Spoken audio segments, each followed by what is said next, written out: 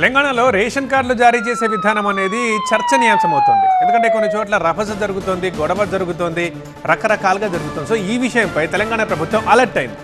మంత్రులు, ఎమ్మెల్యేలు, ఎమ్మెల్సీలతో మంత్రి ఉత్తమ్ జూమ్ మీటింగ్ నిర్వహించారు. అసలు రేషన్ కార్డుల జారీపై తప్పుడు ప్రచారం జరుగుతోందని, దాన్ని తిప్పికొట్టాలని ఆదేశాలు జారీ చేశారు. ప్రతిపక్షాలు సృష్టించే గొడవలపై అప్రమత్తంగా ఉండాలని సూచించారు. 26న కొత్త రేషన్ కార్డుల పంపిణీ ప్రారంభించి అర్హులైన వారందరికీ అందిస్తామని వెల్లడించారు. రేషన్ కార్డుల దరఖాస్తుల స్వీకరణ నిరంతరం కొనసాగుతుందన్నారు మంత్రి ఉత్తమ్. గ్రామ సభల్లో జరుగుతున్న సమస్యల్ని తెలుసుకున్న రాష్ట్ర పౌర సరఫరాల శాఖ మంత్రి ఉత్తమ్ కుమార్ రెడ్డి రేషన్ కార్డులు ఇప్పుడు రానివారు ఆందోళన పడాల్సిన అవసరం లేదన్నారు. కొత్త రేషన్ కార్డుల జారీపై ప్రజలకు వాస్తవాలు వివరించాలని ప్రజాప్రతినిధులు కోరారు. సామాజిక ఆర్థిక సర్వే, ప్రజాపాలన దరఖాస్తులు, కులగణనతో పాటు ప్రభుత్వ కార్యాలయాల్లో గతంలో ఇచ్చిన దరఖాస్తుల ఆధారంగా రేషన్ కార్డులు జారీ చేస్తామని మంత్రి స్పష్టం చేశారు. బీఆర్ఎస్ ప్రభుత్వం 10 ఏళ్లలో ఒక్క రేషన్ కార్డు కూడా ఇవ్వలేదని, కాంగ్రెస్ ప్రభుత్వం అర్హులందరికీ ఇవ్వాలని నిర్ణయించిందని అన్నారు.